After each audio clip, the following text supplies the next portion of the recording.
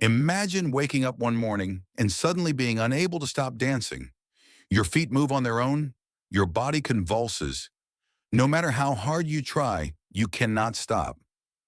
This terrifying and true story happened in a small town in Europe nearly 500 years ago. It is known as the Dancing Plague, one of history's strangest and most mysterious events.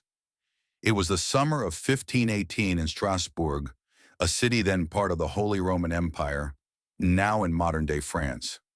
July was hot and humid, and the town was struggling with famine, disease, and general hardship.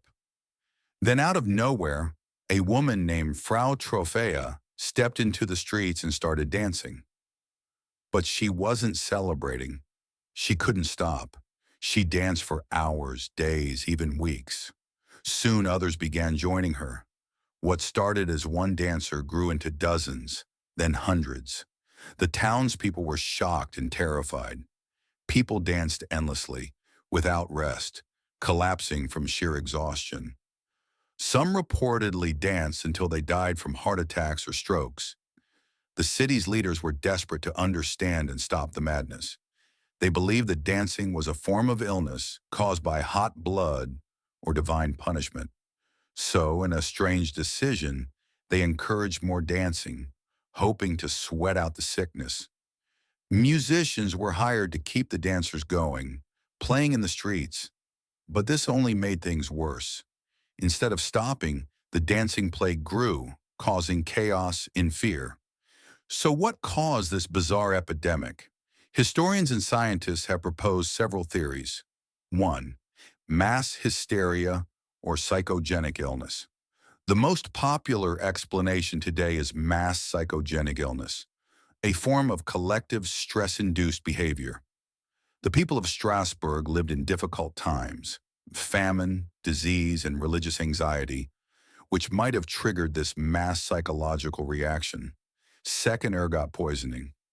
Another theory involves ergot, a fungus growing on rye bread that contains chemicals similar to LSD.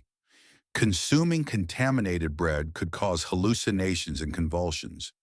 But ergot poisoning usually leads to seizures, not rhythmic dancing, so this explanation is debated. 3. Religious or supernatural causes. In 16th century Europe, many believed the plague was a curse or punishment from God. Others linked it to Saint Vitus, the patron saint of dancers, leading to the term Saint Vitus dance for similar conditions. Despite the theories, the true cause of the dancing plague remains a mystery. The dancing plague of 1518 remains one of history's most puzzling and eerie events.